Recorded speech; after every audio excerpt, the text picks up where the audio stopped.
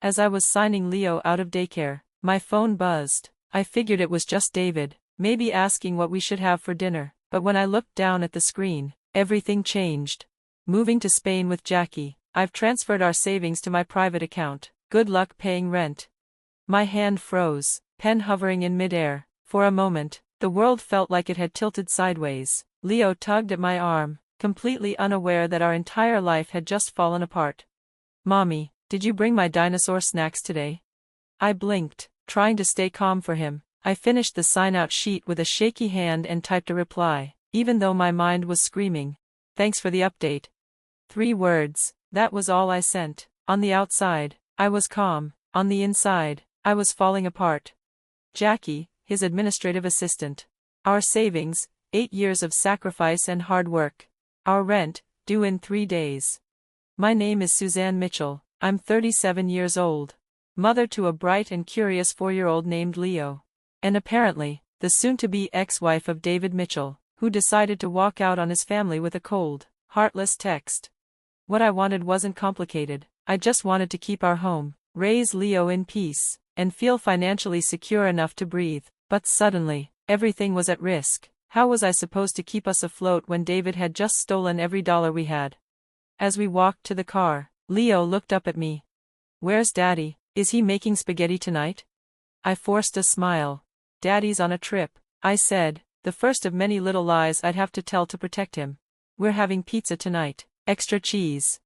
Back at home, I settled Leo in front of his favorite cartoon and sat down to call the bank. A kind-sounding woman answered and confirmed what I feared. David had transferred every last cent from our joint savings into an account only he could access. Since both names were on the account, it's not considered theft, she explained gently. Legally, maybe not, but morally, absolutely. I opened our checking account online. Just over $347 left. Our monthly rent was $2,200. My head spun. Then the phone rang again. David's mother. "Suzanne, what have you done?" she barked before I could say hello. "David told me you're keeping Leo from him." "What?" I could barely keep up. "He just told me he's moving to Spain. He took all our money." "Don't lie to me," she snapped. "He showed me your texts. You're threatening to keep Leo unless he pays you more alimony." "I raised a good man, Suzanne. He won't be manipulated." I realized then, David wasn't just abandoning us. He was making me the villain in his story. And Beatrice, his mother, was buying every word. This wasn't just about money anymore. It was about truth, about justice, about protecting my son. David and I had met 9 years ago at a publishing conference in New York. I was an editor full of ambition. He was in marketing, smart, charming, full of ideas. He wooed me with handwritten notes, surprise dinners, and weekend getaways. 6 months later, we were married on the lakeshore in a quiet, perfect ceremony. The early years were good. We moved to Chicago for my job. He found work quickly. We bought a condo. We laughed. We traveled. We dreamed. When Leo was born, we agreed I'd stay home more. I took on freelance work, edited books at night while Leo napped during the day. David kept working full-time, and we made it work. But things began to shift, quietly at first. He started working late more often. Strange charges showed up on our credit card. He brushed them off. His phone was always face down. He took calls in the other room. Still, I trusted him. I wanted to believe him. Then 2 years ago, he convinced me to sell our condo and use the money to invest in a friend's company. The startup failed fast, and we ended up in a rental apartment. He promised it was temporary. He said he'd take care of everything. "Trust me," he said, and I did. Even when I caught glimpses of something off, like the restaurant receipts from nights he claimed to be at work, or the way he talked about his new assistant, Jackie. "She's just really good at organizing my calendar," he said with a smile. Last week, I found a Barcelona travel guide hidden in his drawer. When I asked, he laughed. "Just some research. The company might open an office in Europe someday." I wanted to believe him. I needed to. But now I knew the truth. The next morning, after dropping Leo off at daycare, I drove to David's office. I needed answers, face to face. But when I asked for him at the front desk, the receptionist looked uncomfortable. "I'm sorry, Mrs. Mitchell, David no longer works here. He resigned last week." "That's not possible," I whispered. "He was just here on Monday." She lowered her voice. He actually gave notice 2 weeks ago. Yesterday was his last day.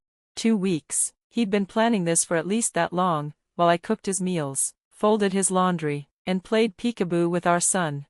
In shock, I called his best friend, Trevor. "Hey Suzanne," he said cautiously, "I was wondering when you'd call." "You knew," I said, my throat tightening. "You knew he was planning to leave us." Trevor hesitated. He made me swear not to say anything, said he needed a clean break. A clean break from his own child, from his marriage?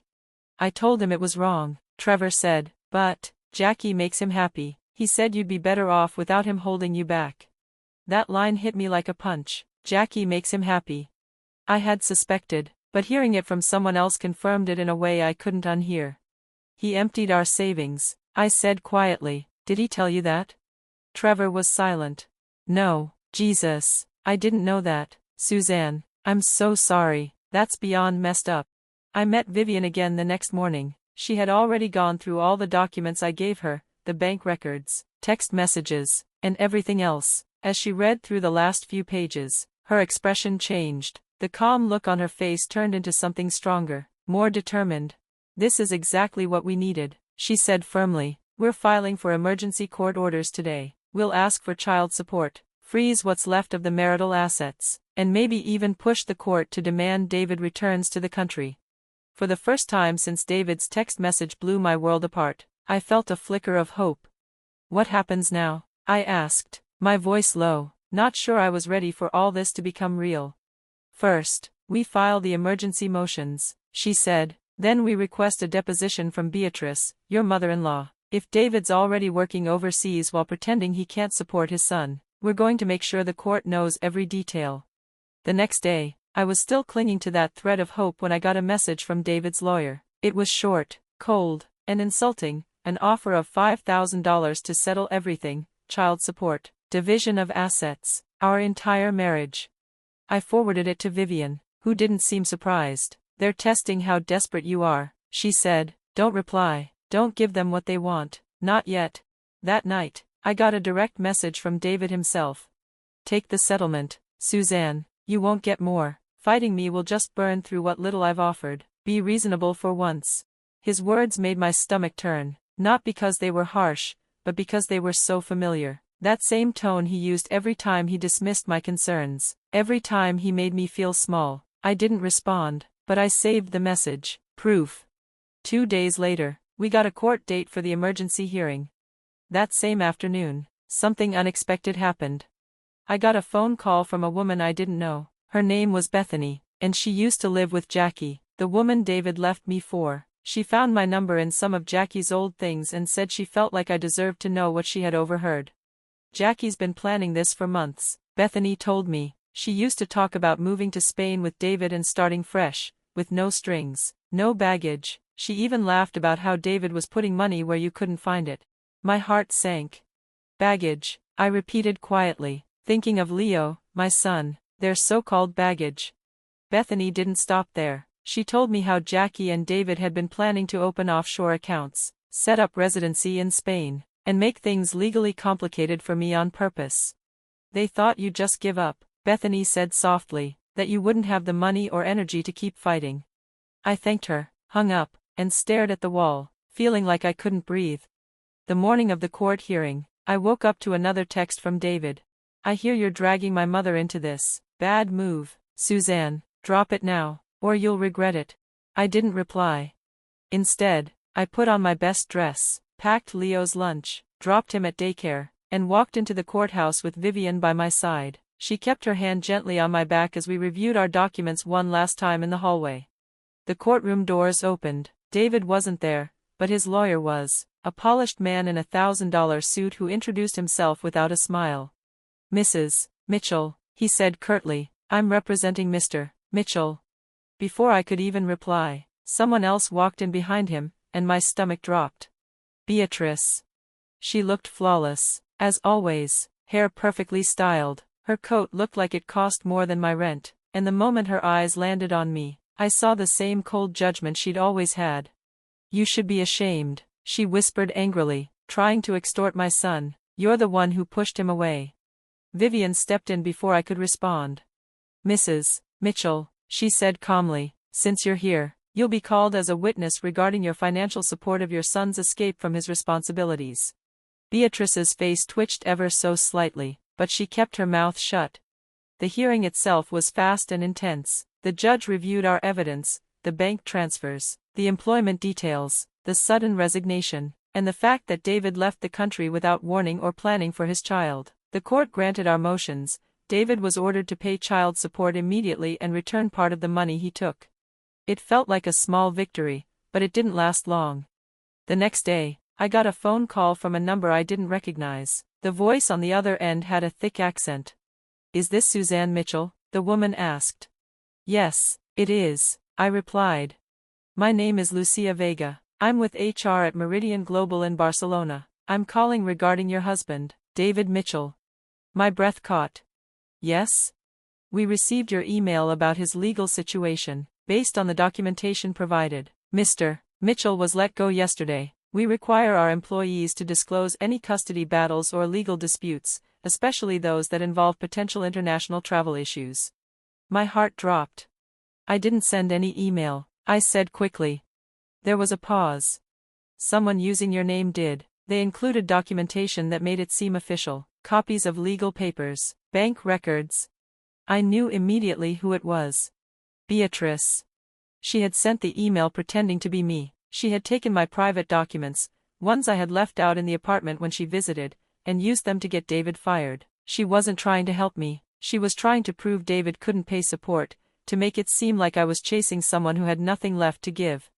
I hung up and called Vivian. She was furious. "This is identity fraud, and it's interfering with a court order. We need to file more motions, fast." As we were planning our next steps, my phone rang again. David. He didn't wait for pleasantries. "You vindictive," he started shouting. "You got me fired, after everything I offered you." "It wasn't me," I said calmly. "It was your mother." He went silent. "What are you talking about?" he asked, unsure for once. "Check the email, look at the documents. They were in my apartment. Your mother took them when she visited." Another pause. "I'll call you back," he finally muttered. 10 minutes later, my inbox pinged. David had forwarded a chain of text messages between him and Beatrice. My hands shook as I read them. She'd been planning this for months.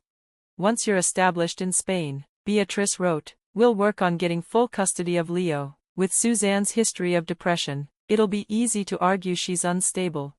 That was the final blow.